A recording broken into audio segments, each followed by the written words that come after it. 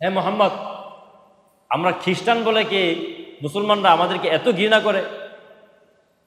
আমরা খ্রিস্টান বলে কি মুসলমানরা আমাদেরকে এত ঘৃণা করে যে আমি সকাল থেকে সন্ধ্যা পর্যন্ত ফ্রি চিকিৎসা দেওয়ার জন্য বসে থাকি, একজন রোগীও আমার কাছে আসে না, একজন রোগীও আমার কাছে আসে না। হুজুর সাল্লাল্লাহু আলাইহি সাল্লাম তার ঘটনা শোনার পর তাকে বললেন, হে ডাক্তার, তুমি যেমনটা ভাবতেছ এমনটা নয়। মিশরের খ্রিস্টান বাদশা মুকাউকেস রাসূল সাল্লাল্লাহু আলাইহি সাল্লামের দরবারে মিশর থেকে ডাক্তার উপহার দিল। রাসূল সাল্লাল্লাহু আলাইহি সাল্লামের দরবারে মুসলমানদের চিকিৎসার জন্য, ফ্রি চিকিৎসার জন্য, সৌদি একটা পবিত্র দেশ, এই দেশের মাঝে আমাদের রসুলের রওজা মুবারক রয়েছে। এটা আমাদের রসুলের দেশ, এটা হলো কাবার দেশ, এটা হলো বাইতুল্লাহর দেশ। এই দেশের প্রতি একটা মহাব্বত জন্মাবে, এই দেশের প্রতি একটা মায়া জন্মাবে। যখন আমি ওই দেশে ঢুকবো, অটোমেটিক আমার দিলটা নরম হয়ে যাবে, নামাজ পড়তে ভালো লাগবে, দীর্ঘ সময় দোয়া করতে ভালো লাগবে। দোয়ার মধ্যে শুধু চাওয়া আর চাওয়া আসবে, শুধু সোয়াল আর সোয়াল আসবে। দোয়া ধরবো কিন্তু দোয়া শেষ হবে না। কোরআন তেলাতে বসলে কোরআন তেলাওয়াত শেষ করতে মনে যাবে না। নামাজ পড়া শুরু করলে নামাজ এরকমভাবে শেষ করতে মনে যাবে না। তোয়াফ শুরু করলে তোয়াফ শেষ করতে মনে যাবে না। এই যে মজা, এই যে স্বাদ, এটা তখনই আসে, এটা তখনই আসে। আলহামদুলিল্লাহ, আলহামদুলিল্লাহ, আলহামদুলিল্লাহ। সময়ত মুসলিম কিরাম, গত জুমায় আলোচনা করা হয়েছিল তাকওয়া সম্পর্কে, তাকওয়ার অবলম্বন সম্পর্কে আলোচনা করা হয়েছিল। বলেছিলাম এই জুমাতে আলোচনা করব হজ। হজের সাথে তাকওয়ার বড় এক মিল রয়েছে। হজের সাথে তাকওয়ার বড় এক মিল রয়েছে। যদি হজে যাওয়ার আগে আমি নিজেকে ওইরকম প্রস্তুতি না করতে পারি, নিজেকে মুত্তাকী রূপে প্রকাশ করাইতে না পারি, তাহলে হজটা আমার জন্য ওইরকমভাবে পরিপূর্ণভাবে হক আদায় হবে না। যদি আমি হজে যাওয়ার আগে নিজেকে পরিপূর্ণভাবে মানসিক প্রস্তুতি, শারীরিক প্রস্তুতি, আমলের দিক দিয়ে প্রস্তুতি, তাকওয়ার দিক দিয়ে প্রস্তুতি, সকল প্রস্তুতি অবলম্বন করে এরপরে আমি ওই সফরে রওনা হই, তাহলে আশা করা যায় আমার হজটা পরিপূর্ণভাবে হক আদায় হবে। কারণ যদি আমি নিজেকে নিজ দেশে থাকা অবস্থায় ওইরকম প্রস্তুতি না করতে পারি, ওই দেশে গিয়েও আমি এই যে একটা রাসূলের দেশে আসলাম, আল্লাহ তাআলার ঘরের দেশে আসলাম, কাবার দেশে আসলাম, এই যে আসার একটা ভালোবাসা, এই দেশের সাথে আমাদের এক রূহের যে ভালোবাসা, মহাব্বত, ধর্মীয় যে ভালোবাসা, যে আবেগ, এই আবেগটা ওইরকমভাবে কাজ করে না। আর ওই আবেগ কাজ না করলে ওইখানে গিয়েও আমি ইবাদত করে মজা পাবো না, ওইখানে গিয়েও আমি ফাঁকিবাজি করব। মন চাইলে 5 ওয়াক্ত নামাজের মাঝে 2 ওয়াক্ত নামাজ মসজিদুল হারামে বা মদিনা মসজিদে গিয়ে আদায় করবো, বাকি সময় হোটেলে বসেই আদায় করে ফেলবো। বা ওইখানে গিয়েও আমি আমার বাসায় মোবাইল নিয়ে ব্যস্ত, ওইখানে গিয়েও আমি মোবাইলে ভিডিও নিয়ে ব্যস্ত, সারাদিন মোবাইল ব্রাউজ করি, শুধু কথা বলি, কার সাথে কথা বলা যাবে, ওইখানে গিয়ে আমি এই কাজই করি। ওইখানে আমি মসজিদে বেশি একটা সময় দেই না, বাহিরে মার্কেটে ঘোরাঘুরি করি, দৌড়াদৌড়ি করি। একবার নিজের ছেলের কথা চিন্তা করে কি নিয়ে যাব বাসায়, নাতির কথা চিন্তা করে কি নিয়ে যাব বাসায়, এই কি না কাটে এগুলো আমার জেহেনের ভিতরে চলে আসবে। সুতরাং হজে যাওয়ার আগে আমাকে পরিপূর্ণভাবে ওই তাকওয়া অবলম্বন করে, পরিপূর্ণভাবে মুত্তাকী রূপে প্রকাশ করে যদি আমি হজের সফরে রওনা হই, তাহলে আশা করা যায় ওইখানে গিয়ে আমার এই অনুভূতি আমার ভিতরে আসবে যে না, আমার এই দেশ একটা পবিত্র দেশ, সৌদি একটা পবিত্র দেশ, এই দেশের মাঝে আমাদের রসুলের রওজা মুবারক রয়েছে, এটা আমাদের রসুলের দেশ, এটা হলো কাবার দেশ, এটা হলো বাইতুল্লাহর দেশ। এই দেশের প্রতি একটা মহাব্বত জন্মাবে, এই দেশের প্রতি একটা মায়া জন্মাবে। যখন আমি ওই দেশে ঢুকবো, অটোমেটিক আমার দিলটা নরম হয়ে যাবে, নামাজ পড়তে ভালো লাগবে, দীর্ঘ সময় দোয়া করতে ভালো লাগবে। দোয়ার মধ্যে শুধু চাওয়া আর চাওয়া আসবে, শুধু সোয়াল আর সোয়াল আসবে। দোয়া ধরবো কিন্তু দোয়া শেষ হবে না। কোরআন তেলাওয়াতে বসলে কোরআন তেলাওয়াত শেষ করতে মনে যাবে না। নামাজ পড়া শুরু করলে নামাজ এরকমভাবে শেষ করতে মনে যাবে না, তওয়াফ শুরু করলে তওয়াফ শেষ করতে মনে যাবে না। এই যে মজা, এই যে স্বাদ, এটা তখনই আসে, এটা তখনই আসে। তাহলে দেখা যায়, অনেক দেখা যায় কেউ সারাদিন মসজিদে পড়ে থাকে নববীতে, আর কেউ বা বেশি অর্ধেক সময় হোটেলে আদায় করে, এরকমভাবে সময় নষ্ট করে। এর কারণ এটাই, হজে যাওয়ার আগে নিজেকে পরিপূর্ণভাবে মুত্তাকী রূপে প্রকাশ করতে হবে, তাকওয়া অবলম্বন করতে হবে, আল্লাহ রাব্বুল আলামিনের প্রতি ভয়, জান্নাত জাহান্নামের প্রতি ভয় প্রদর্শন করতে হবে। নিজের দিলের ভিতরে এই ভয়টাকে ফিট করতে হবে। আল্লাহ রাব্বুল আলামিনের পরহেজগার বান্দা হিসাবে নিজেকে কবুল করাইতে হবে, নিজেকে প্রকাশ করাইতে হবে। তাকওয়া যে সেটা আমাদের রূহের জন্য যেরকমভাবে খোরাক, আমাদের শরীরের জন্য ঠিক তেমনইভাবে এই তাকওয়া খোরাক। আমরা শুধু এটা মনে করি যে হয়তো তাকওয়া, মুত্তাকি এগুলো শুধু আমার রূহের খোরাক, না, এটা আমার দেহের জন্যও একটা খোরাক। আমাদের শরীরকে সুস্থ রাখার জন্য, আমাদের দেহকে সুস্থ রাখার জন্য খোরাকের প্রয়োজন হয়, খাবারের প্রয়োজন হয়, পুষ্টির প্রয়োজন হয়। যদি কিনা আমার শরীরে পুষ্টি কম থাকে, যদি রোগ প্রতিরোধ ক্ষমতা আমার শরীরে কম থাকে, তাহলে বিভিন্ন রোগ আমার শরীরে বাসা বাঁধবে, একের পর এক রোগ লেগেই থাকবে। তাকওয়ার দরুন রূহেরও যেরকমভাবে খাদ্যের পূরণ হয়, ঠিক তেমনিভাবে শরীরের খাদ্য এবং পুষ্টির পূরণ হয় এই তাকওয়ার। কিভাবে সেটা? এই তাকওয়ার দ্বারা যে দেহেরও খাবার প্রয়োজন হয়, খাবারের প্রয়োজন মিটে, পুষ্টির প্রয়োজন মিটে, এটা কিভাবে?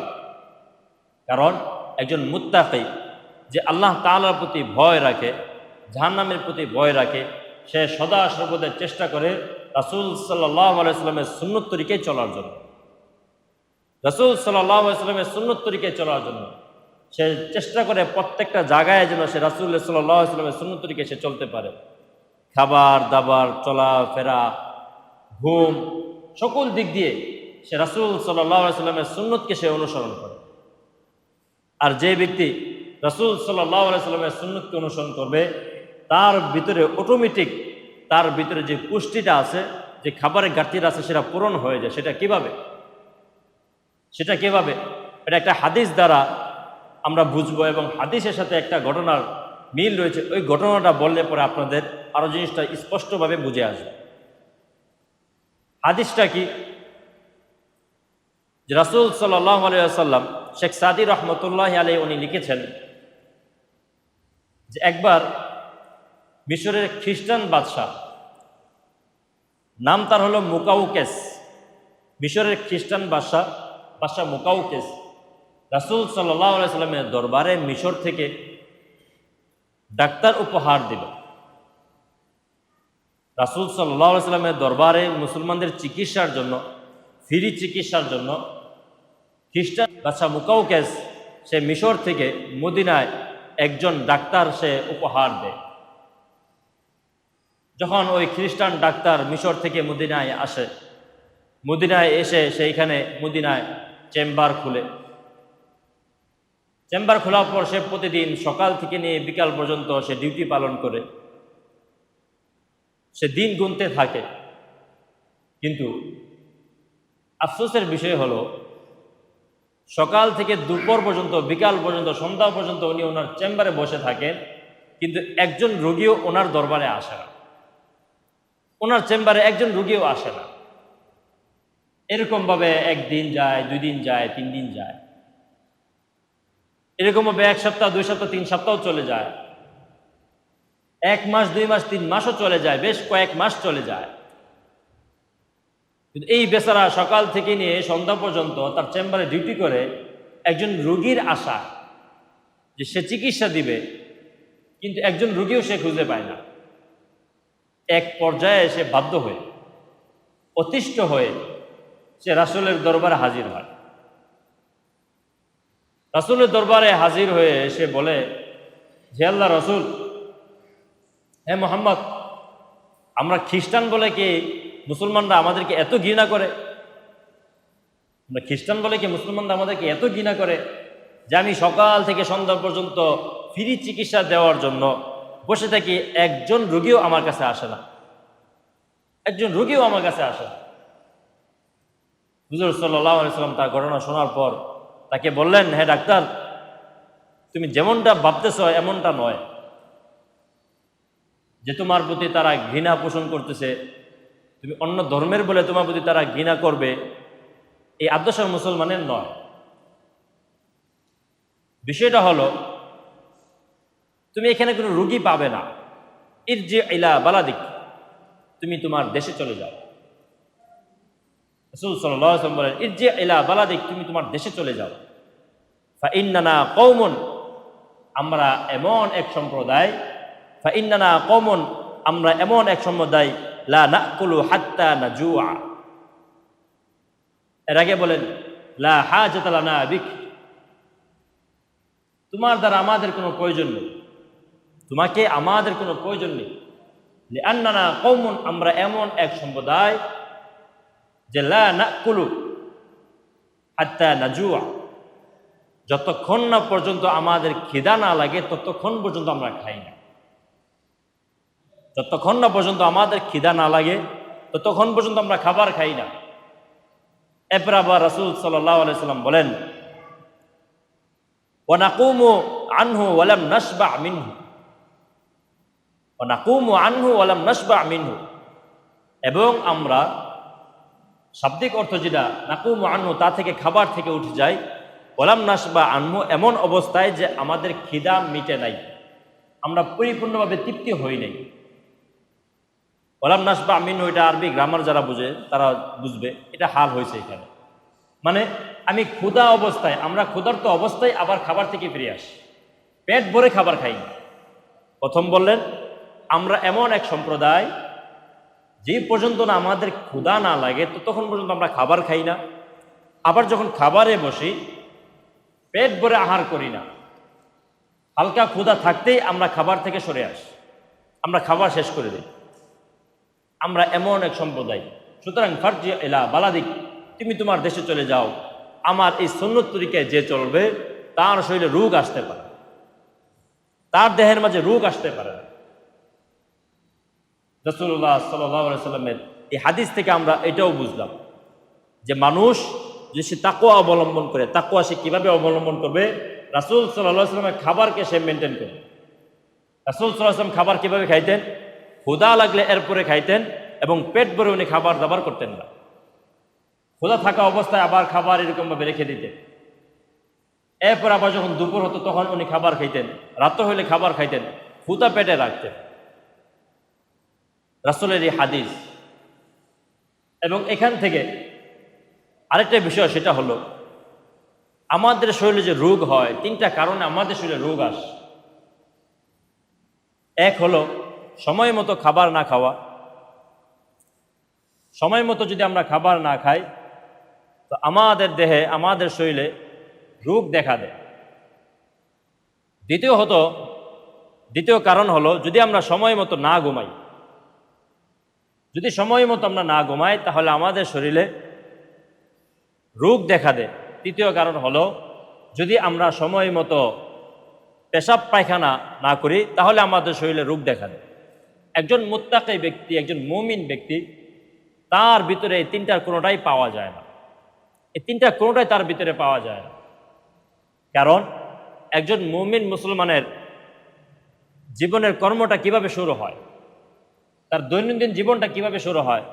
তার জীবনটা শুরু হয় যখন মুয়াজ্জিন ফজরের আজান দেয়। যে পরহেজগার, যে মুত্তাকি, সে আজান শোনার সাথে সাথেই তার ঘুম সেইরকমভাবে ভেঙে যায় এবং সে আরামের বিছানা সে ত্যাগ করে। আরামের বিছানা সে ত্যাগ করে।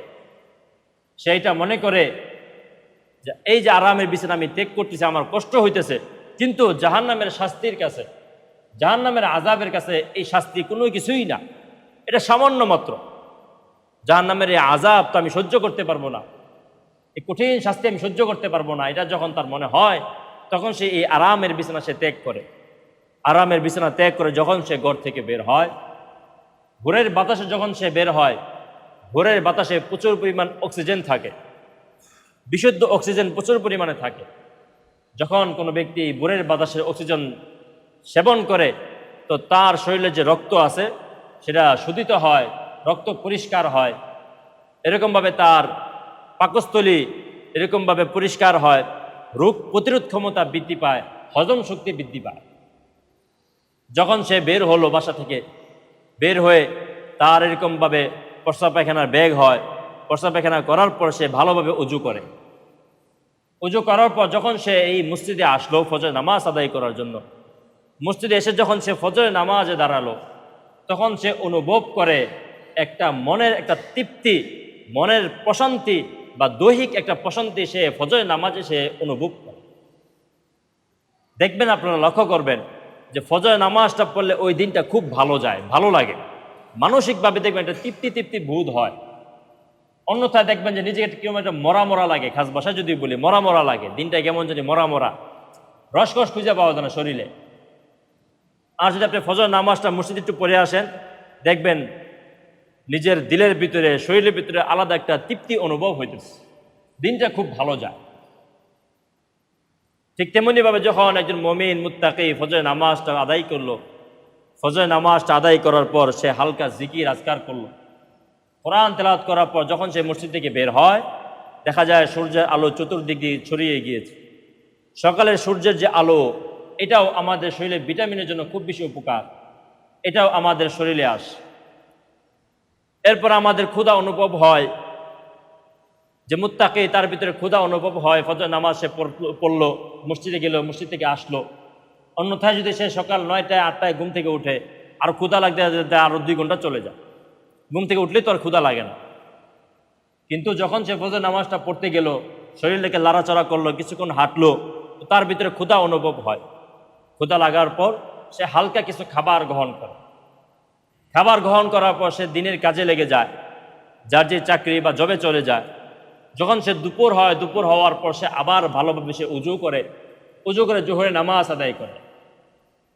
উজু করার ফলে কি হয়, এই যে হাতগুলো আমাদের ধোয়া হচ্ছে, মুখগুলো ধোয়া হচ্ছে, পাগুলো ধোয়া হচ্ছে, হাতে যে ব্যাকটেরিয়াগুলো ছিল, জীবাণুগুলো ছিল, ভাইরাসগুলো ছিল, এগুলো দূর হয়ে যেতেছে। আমি নাক পরিষ্কার করতেছি, নাক দিয়ে যে আমি শ্বাস নিঃশ্বাস নিতেছি, এর মাঝে বেশ কিছু ব্যাকটেরিয়া আমার নাকে ঢুকেছে, এটাও পরিষ্কার হয়ে যেতেছে। চোখ ধুতেছি, চোখ থেকেও ময়লা বের হয়ে যেতেছে। দুনিয়াবিও আমাদের ময়লা পরিষ্কার হয়, এবং কি এই ওজোর মাধ্যমে সগীরা গুনাহগুলো ঝরে যায়। সুবহানাল্লাহ। এই ওজোর মাধ্যমে সগীরা গুনাহগুলো ঝরে যায়। এবং রাসূল সাল্লাল্লাহু আলাইহি সাল্লাম বলেন যে কাল কিয়ামতের দিন এই হাসরের ময়দানে কোটি কোটি মানুষ থাকবে, বিভিন্ন ধর্মের মানুষ থাকবে, কারা আমার খালেস মুমিন মুত্তাকি ছিল এটা আমি চিনব কিভাবে? চিনব ওইভাবেই যারা দুনিয়াতে জীবিত থাকা অবস্থায় নামাজ আদায় করতো, 5 ওয়াক্ত বার এরকমভাবে উজু করতো, তার এই উজুর অঙ্গগুলো থেকে আল্লাহ তাআলার নূর চমকাইতে থাকবে, আর এই নূর দেখে আমি চিনতে পারবো সে আমার মুমিন বান্দা। সুবহানাল্লাহ, সে আমার মুমিন বান্দা। সেরকমভাবে জোহর নামাজ আদায় করার পর আবার কিছু খাবার গ্রহণ করে, এরপরে সামান্য কিছু সে 10 থেকে 15 মিনিট একটু বিশ্রাম নেয়, এটাকে কাইলুলা বলে, এটা শরীরের জন্য খুব বেশি উপকার। আবার সে কাজে লেগে যায়, আসরে নামাজ আদায় করে, হালকা কিছু কাজ করে, আসরে নামাজে পড়ে, মাগরিব নামাজ আদায় করে, এরপরে কিছু কাজ করে, এশা নামাজ আদায় করে, রাতের খাবার খেয়ে এরপরে সে ঘুমিয়ে যায়। এই যে দৈনন্দিন রাসূল সাল্লাল্লাহু আলাইহি সাল্লামের যে একটা সুন্নত তরিকা, যে এই সুন্নত তরিকা নিজের জীবন যাপন করবে, জীবনটাকে চালাবে, তার শরীরে রোগ বালাই আসতে পারে, তার শরীরে রোগ বালাই আসতে পারে। সুতরাং ওই যে বলেছিলাম, তাকওয়া যেরকমভাবে আমার রুহেরও খোরাক, ঠিক তেমনিভাবে আমার শরীরেরও খোরাক। তাকওয়ার দ্বারা শরীরের এই যে পুষ্টিগুলো সুন্দরভাবে সামঞ্জস্যভাবে পূরণ হয়, তাকওয়া ছাড়া এগুলো সুন্দরভাবে পূরণ হয়, সুন্দরভাবে এগুলো পূরণ হয় না। সুতরাং আমার মন চাইছে বলেই, খাবার আসি বলে গলা পর্যন্ত খাওয়া, এটা কিন্তু ঠিক নয়। এটা কোনো ভদ্র মানুষের খাবার হইতে পারে না। আমি সামনে খাবার পাইছি, বাস গলা পর্যন্ত খাবার খেয়ে ফেললাম, একটু খাবার খেয়ে আসছি, আবার সামনে দাওয়া চলে আসছে, বাস আবার খেয়ে ফেললাম। এটা তো একটা কেমন জানি ওই ঘটনার কথা মনে হয়ে গেল। এক ব্যক্তি ছিল, লিবু চিপা ব্যক্তি বলে সেটাকে, এক ব্যক্তির ঘটনা, যে সে এরকমভাবে সরাইখানায় কয়েকটা হাতে লেবু নিয়ে বসে থাকতো। সরাইখানায় সে হাতে কয়েকটা লেবু নিয়ে বসে থাকতো। যখনই কোনো মুসাফির এসে খাবার খেতে বসতো, তো তার পাতে সে লেবু চিপি দিয়ে বলতো যে ভাই দেখেন তো হুজুর, খাবারটা কেমন হয়েছে? গায়ে খুব সুন্দর, খুব সুস্বাদু, তুমিও বসো। তো তাকেও রিকোয়েস্ট করা হইতো যে তুমিও বসো। তো এও ছিলায় সেও খাবার খাইত। যদি কোনো কারণবশত তাকে এরকমভাবে না বলতো, সে জোর করেই খাবার খেয়ে বসতো, জোর করে সে বসে পড়তো, বসে বসে সে খাবার খেত। এরকমভাবে সে ভালোভাবে মোটামুটি কয়েক বেলা মুসাফিরের সাথে সে বারবার পেট ভরে খাবার খেয়ে ফেলে। তো একদিন এক বৃত্তশীল ব্যক্তি বৃত্তশীল মুসাফির সে এসে খাবার এরকমভাবে খাওয়ার জন্য থালিতে খাবার রাখছে, থালাতে খাবার রাখার পর তো সে আসছে, এসে লিবু চিপে দিল। এটা তার মেজাজে খুব বেশি লাগলো। তুই বৃত্তশীল মুসাফির সে কি করলো, ঠাস করে তার কান চাপা একটা জোরে একটা চর বসায় দিল। এই চর খাওয়ার পর, থাপ্পড় খাওয়ার পর সে বলে উঠলো বাঁচাল তো বাঁচালি। সে বলে ফেললো যে ছোট সময়ে আমার আব্বা এরকমভাবে আমাকে থাপড়ায় খাওয়াইতো, ছোট সময় আমার আব্বা এরকমভাবে থাপড়ায় খাওয়াইতো। আপনার আজকে থাপ্পড়া এরকমভাবে মায়ের কারণে, মায়ের মাধ্যমে আমার বাবার কথা স্মরণ হয়ে গেছে। আপনি আমার বাবার মতো। মুসাফির ব্যক্তি দেখলো এ তো আমার বাবা সম্মান দিয়ে দিস, আমাকে তার বাবার সম্মান আমাকে দিস, তো তার সাথে আর কি বলবো, তাকে আর কি বলবো, ঠিক আছে। তো সেই বেহায়া তার সাথে খাবার শুরুই করে দিল, আর ওই ব্যক্তি তাকে কিছু বলল না। সুতরাং আমাদের জন্য এরকম না হয়। সুতরাং এই পেট মানুষকে সুস্থ রাখে, এই পেটই মানুষকে অসুস্থ বানায়। আমার চাহিদা থাকলে আমি গলা পর্যন্ত খাবো, এমন যদি না হয়, খাবার আছে বলে বারবার বললেই বলে আমি গলা বন্ধ খাই, তাহলে রোগ আমাদের শরীরে দিন দিন রোগ বাড়তেই থাকবে, ওষুধ খাওয়া চলতেই থাকবে, কিন্তু রোগ আর শেষ হবে না। এই জন্য প্রত্যেকটা অবস্থায়, প্রত্যেকটা জায়গায় রাসূল সাল্লাল্লাহু আলাইহি ওয়াসাল্লামের সুন্নতকে অনুসরণ করা, তাকওয়া অবলম্বন করলে দুনিয়াতেও কামিয়াব হওয়া যায়, শরীরকেও সুস্থ রাখা যায়, রূহটাকেও শক্ত রাখা যায়। এই রূহ দিয়ে, এই তাকওয়া দিয়ে নামাজ মজা পাওয়া যায়, ইবাদত মজা পাওয়া যায়, কোরআন তেলাওয়াত মজা পাওয়া যায়, নিজের শরীরকে সুস্থ রাখা যায়।